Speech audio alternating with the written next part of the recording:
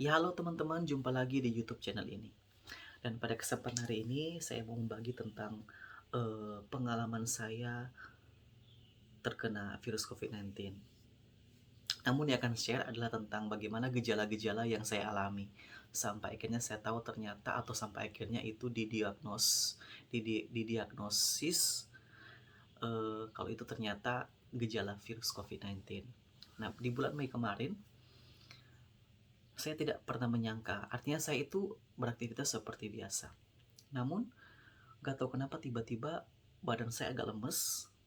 Ini hari pertama saya alami.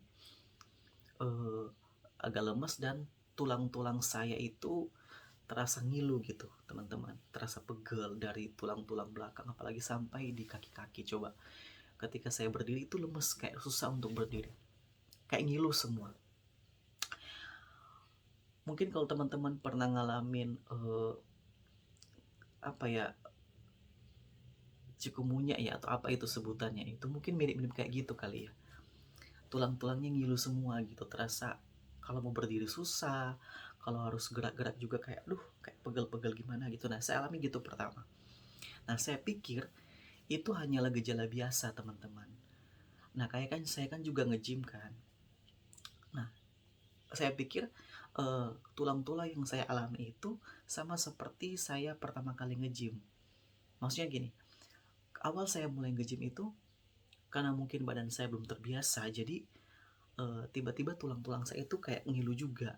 Tetapi kalau dibawa istirahat langsung nggak lama kemudian bisa langsung pulih. Nah, saya pikir seperti itu. Makanya ketika tulang-tulang saya itu mulai merasa ngilu, eh, badan saya lemes, nah saya bawa istirahat gitu. Saya nggak tahu ternyata itu sebenarnya adalah salah satu gejala dari virus ini. Saya istirahat di rumah, saya nggak ngantor, tiba-tiba kok ini ngilu-ngilu kok nggak hilang-hilang ya gitu. Hari berikutnya saya mulai merasa lain lagi. Selain terasa ngilu, saya merasa makin lemes dan menggigil nih teman-teman.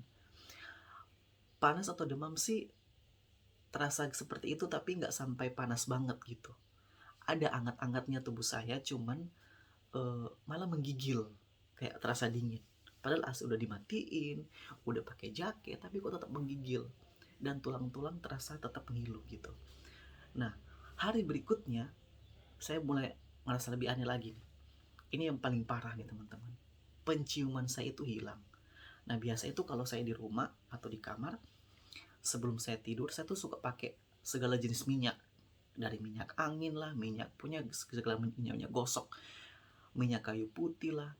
Jadi saya suka pakai seperti itu kalau mau tidur atau habis mandi. Bahkan kalau saya habis mandi saya suka pakai lotion, pakai parfum khusus di rumah. Nah, anehnya saya itu nggak bisa lagi cium aroma itu gitu. Mulai dari parfum sampai minyak gosok, minyak kayu putih nggak bisa. Kok aneh ya? Padahal saya nggak pilek, hidung saya nggak tersumbat gitu. Tapi saya kok nggak bisa cium gitu. Aroma-aroma apapun di dalam rumah atau di dalam kamar itu nggak bisa tercium sama sekali. Nah, itu saya sudah mulai khawatir. Singkat cerita, saya telepon ke kantor, saya tanya ke orang kantor, karena biasa ada orang kantor yang suka nyiapin obat, dan ada satu orang kantor itu dia itu udah seperti orang tua rohani juga yang ada di kantor. Nah, beliau ini yang suka kasih tahu obat apa yang mau diminum atau sakit apa kamu, nanti dicoba dicari obatnya. Nah, saya langsung call orang kantor itu, biasa kita panggil babe kalau di kantor, dan tiba-tiba langsung diarahin, mendingan kamu ke rumah sakit gitu. Akhirnya singkat cerita saya ke rumah sakit, check up, dan sampainya di rumah sakit saya serbukan keluhan-keluhan saya, termasuk tenggorokan saya ini. Akhirnya saya ngerasa ada yang aneh, kayak terasa bengkak gitu, dan kalau ngomong juga sakit. Jangankan makan, ngomong aja sakit gitu, apalagi nelen makanan itu sakit.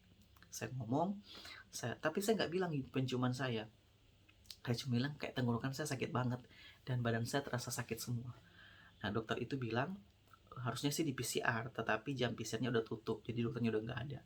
Mendingan kita kasih obat dulu, nanti selang beberapa hari, 2-3 hari kamu PCR atau antigen. Karena kalau di PCR atau di antigen dalam kondisi seperti ini, nanti takutnya dideteksi hal-hal yang lain. Akhirnya saya ikutin ajaran dokternya. Saya pulang, saya minum obat, namun saya tetap merasa aneh dengan penciuman ini yang hilang. Akhirnya saya lapor lagi ke kantor, dan akhirnya dari kantor desak saya untuk mendingan kamu antigen. Akhirnya saya ke antigen dan ternyata memang benar-benar positif, teman-teman. Nah, ini gejala-gejala ini ternyata jangan dianggap remeh loh, teman-teman. Apalagi yang gejala-gejala yang umum, misalnya sakit tulang, sakit belakang, atau ngilu-ngilu. Nah, karena saya tadinya pikir itu sakit biasa, sama seperti saya ketika nge-gym, mungkin karena saya pikir terlalu diforsir atau terlalu berlebihan angkat beban atau olahraga, akhirnya tulang-tulang saya terasa lemes dan ngilu. Nah, saya pikir itu gejala itu sama seperti itu, tapi ternyata beda. Ternyata ini lebih kepada COVID-nya. Dan lama-lama lemes, CT saya turun, penciuman saya hilang, aduh. Dan akhirnya benar-benar didiagnosis itu kalau saya itu kena COVID-19. Jadi gejala-gejala yang seperti ini mungkin jangan dianggap remeh, teman-teman. Ini sih gejala-gejala yang saya alami selama saya mengalami penyakit ini.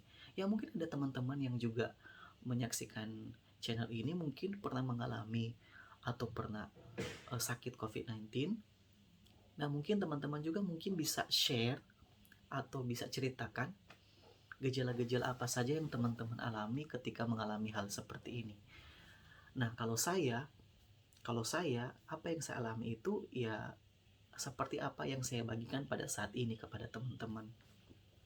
Pertama yaitu tulang-tulang terasa ngilu, pokoknya dari atas sampai ke bawah, berdirinya susah. Terus ada susah tidur, teman-teman. Terus ini ada radang tenggorokan. Namun saya bersyukur karena saya nggak sampai batuk-batuk banget dan tidak pilek. Kemudian menggigil, terasa dingin. Demam ada tapi nggak panas-panas banget. Lebih terasa menggigilnya sih kalau saya pada waktu saya alami gejala itu. Kemudian penciuman hilang, kemudian lidah terasa nggak rasa apa-apa, dan lemes. Nah, itu adalah gejala-gejala yang saya rasakan sampai akhirnya diperiksa dan ternyata benar-benar positif. Nah, itu yang bisa saya bagikan kepada teman-teman. Semoga hal ini bisa bermanfaat, juga bisa menambah ilmu tentang gejala-gejala yang ditimbulkan gara-gara COVID ini. Semoga bisa bermanfaat dan God bless. Ya, seperti itu teman-teman gejala-gejala yang saya alami selama masa-masa penderitaan itu. Dan puji Tuhan, meskipun saya sempat di opname selama 12 hari di rumah sakit khusus COVID, dan karena perawatannya juga bagus, ya kan, maksudnya dokter-dokter, para perawat juga pelayanan mereka luar biasa. Kita benar-benar diperiksa 24 jam setiap hari dan tidak pernah putus.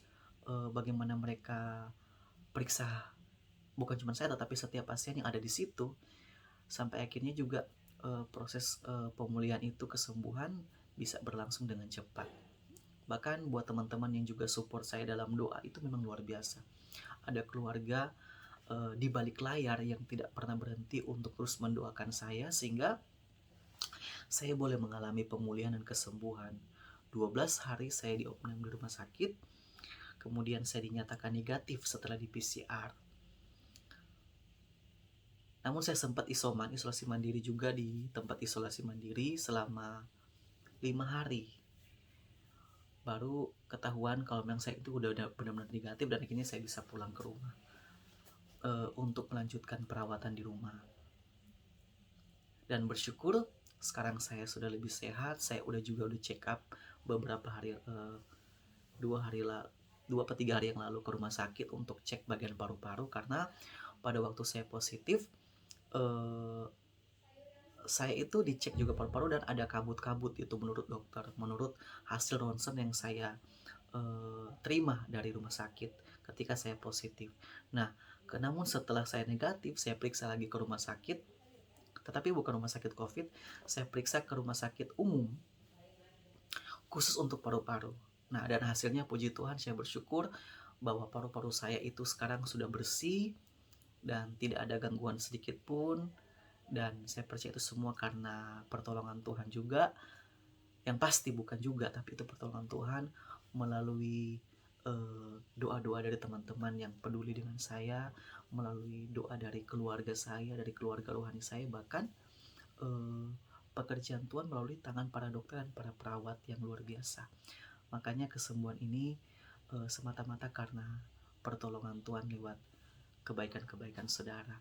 Dan saya memberikan apresiasi juga kepada para dokter, para perawat yang selalu siap siaga 24 jam setiap hari, bahkan tak tanggung-tanggung mereka itu jam 2, jam 3, jam 4, jam 5 itu tetap periksa kami, periksa saya dan para pasien yang lain, mulai dari cek darah, tanya keluhan-keluhan yang dirasakan. Banyak hal yang mereka lakukan. Makanya saya berikan aplaus dan apresiasi yang besar buat para dokter, para perawat yang selama ini sudah sangat membantu proses kesembuhan saya. Namun saya juga percaya sangat membantu juga untuk para pasien-pasien yang mungkin sekarang masih dirawat di rumah sakit ataupun dimanapun mereka berada. Makanya terima kasih banyak buat para dokter, para perawat, kalian luar biasa. Saya tahu kalian capek, kalian lelah, tetapi saya hanya bisa mendoakan untuk saudara, untuk setiap dokter, para perawat, semoga tetap diberikan perlindungan Tuhan dan dijauhkan dari penyebaran virus COVID-19. Dan biarlah apapun yang dibutuhkan para dokter, para perawat, khususnya ketika mereka menangani pasien ini, pasien-pasien COVID, biarlah Tuhan yang cukupi. Sekali lagi, terima kasih buat teman-teman yang sudah menyaksikan channel ini. Semoga bisa memberkati dan tetap semangat, jaga imun tubuh, tetap menggunakan masker dimanapun berada, jaga jarak, kalau nggak perlu keluar jangan keluar. Oke, sekali lagi terima kasih dan God bless you.